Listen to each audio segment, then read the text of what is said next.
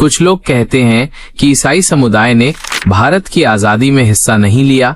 कुछ तो ये भी कहते हैं कि वे ब्रिटिश राज के साथ थे। लेकिन क्या ये सच है? बिल्कुल नहीं। आइए मैं आपको कुछ ठोस सबूत दिखाता हूँ। नमस्ते दोस्तों, स्वागत है एक और सच्चाई की खोज में। जब हम भारत की आजादी की बात करते हैं तो हमारे दिमाग में कुछ बड़े नाम आते हैं, गांधी, नेहरू, सुभाष चंद्र बोस। लेकिन क्या आपने कभी सोचा कि इस महान संग्राम में उन लोगों का क्या योगदान था जिन्हें इतिहास ने अक्सर अनदेखा कर दिया?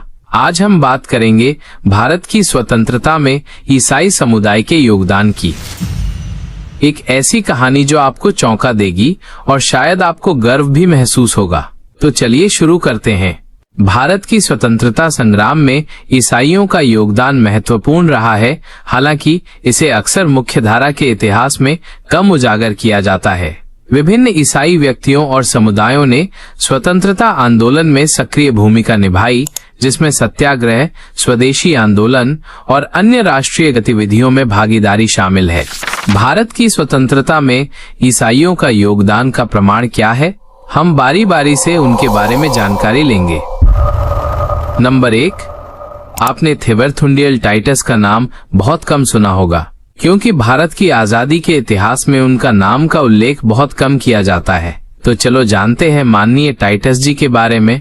टाइटस जी एक मार्थोमा सीरियन क्रिश्चियन थे, जिन्हें महात्मा गांधी ने 1930 के ऐतिहासिक दांडी नमक सत्याग्रह के लिए चुना था। वे 78 मार्चर्स में से एक थे और उन्होंने गांधी के साबरमती आश्रम में दूध परियोजना के सचिव के रूप में भी सेवा की। दोस्तों, आप उनकी छवि पुराने 500 रुपए के नोट पर देखी जा सकती है, जो उनकी भूमिका को दर्शाती है। ऐसे ही दूसरे नंबर पे आते हैं ब्रह्मबांधव उपाध्याय, जो एक पत्रकार, धर्मशास्त्री और स्वतंत्रता सेनानी, जिन्होंने ईसाई धर्म अपनाने के बाद स्वदेशी आंदोलन में महत्वपूर्ण भूमिका निभाई। वे सत्याग्रह के समर्थक थे और यंग इंडिया के संपादक रहे। उनकी पत्रकारीय गतिविधियां और स्वदेशी आंदोलन में योगदान ऐतिहासिक अभिलेखों में दर्ज है।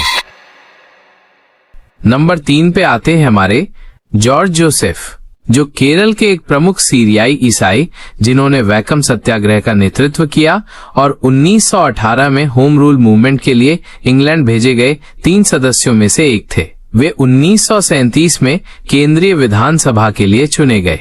उनकी गतिविधियां भारतीय राष्ट्रीय कांग्रेस के अभिलेखों और वैकम सत्याग्रह के इतिहास में दर्ज हैं। चौथे नंबर पे आते हैं अक्कम्मा चेरियन, जो त्रावणकोर, केरल की एक महिला ईसाई स्वतंत्रता सेनानी, जिन्हें गांधी ने त्रावणकोर की झांसी रानी कहा। उन्होंने 1938 में त्रावणकोर स्टेट कांग्रेस का नेतृत्व किया और हजारों महिलाओं को स्वतंत्रता संग्राम में शामिल करने के लिए देश सेविका संगठन की स्थापना की। उनकी आत्मकथा जीवितम ओरू समरम, लाइफ इज ए स्ट्रगल और गांधी के लेखों में उनकी प्रशंसा दर्ज है। ऐसे ही 5वें नंबर पे आते हैं जोसेफ काका, जो बैपटिस्टा मुंबई के एक कार्यकर्ता और राजनेता, जो लोकमान्य तिलक के सहयोगी थे। वे 1916 में भारतीय होम रूल लीग के पहले अध्यक्ष थे और 1925 में बॉम्बे के मेयर बने।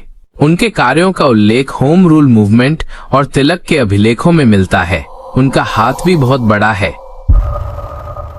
ऐसे ही 6ठे नंबर पे आते हैं Samuel Sushil Rudra, saint Stephen college के पहले भारतीय प्रिंसिपल, जिन्होंने छात्रों में राष्ट्रवाद की भावना को प्रोत्साहित किया। गांधी ने उन्हें मौन सेवक कहा। 7वें नंबर पे आते हैं कुमारप्पा, जो गांधी के सहयोगी और जिन्होंने यंग इंडिया का संपादन किया और क्विट इंडिया मूवमेंट में भूमिगत गतिविधियों में भाग लिया। उन्हें 1931 और 1942 में जेल हुई। News 18 the 7th of July 2018 ईसाइयों के योगदान को मान्यता देता है और गलत धारणाओं को खारिज करता है। ये लेख बताते हैं कि कैसे ईसाई स्वतंत्रता सेनानियों ने गांधी के सत्याग्रह से लेकर स्वदेशी आंदोलन तक में हिस्सा लिया, और ये कोई छोटा मोटा योगदान नहीं था। पहले मिलिए थिबेर टाइटस से, जिन्हें गांधी ने खुद दांडी नमक सत्याग्रह के लिए चुना था। क्या आप जानते हैं उनकी तस्वीर पुराने 500 रुपए के नोट पर थी? ये अपने आप में एक बड़ा सबूत है। फिर थीं अक्कम्मा चेरियन, जिन्हें गांधी ने त्रावणकोर की झांसी रानी कहा। उन्होंने हजारों महिलाओं को आजादी की लड़ाई में शामिल किया। उनकी आत्मकथा जीवितम ओरू समरम में उनकी कहानी दर्ज है। जॉर्ज जोसेफ ने वैकम सत्याग्रह का नेतृत्व किया और ब्रह्म बांधव उपाध्याय ने स्वदेशी आंदोलन को मजबूत किया। ये लोग न सिर्फ ईसाई थे बल्कि राष्ट्रवादी भी थे।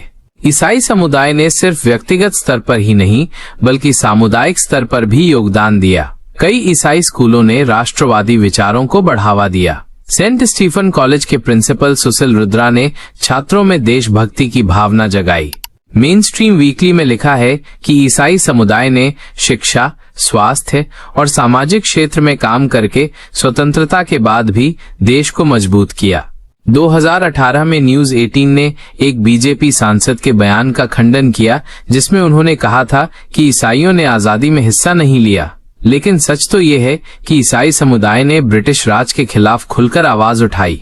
गांधी ने खुद कई ईसाई नेताओं की तारीफ की। क्या ये सबूत पर्याप्त नहीं है? दोस्तों, भारत की आजादी की लड़ाई सिर्फ एक समुदाय की नहीं थी, ये हर भारतीय की लड़ाई थी, चाहे वो हिंदू हो, मुस्लिम हो, सिख हो या ईसाई। हमें अपने इतिहास को पूरी तरह समझना होगा ताकि हम एकजुट रह सकें। अगर हम एक दूसरे के योगदान को नजरअंदाज करेंगे तो हम अपने देश की ताकत को कमजोर करेंगे। तो आइए हम सब मिलकर इस सच्चाई को फैलाएं। इस वीडियो को शेयर करें और अपने दोस्तों को बताएं कि भारत की आजादी में हर समुदाय का हाथ था। अगर आपको ये वीडियो पसंद आया तो लाइक करें, सब्सक्राइब करें और बेल आइकन दबाएं। अगली बार फिर मिलेंगे एक और सच्चाई के साथ।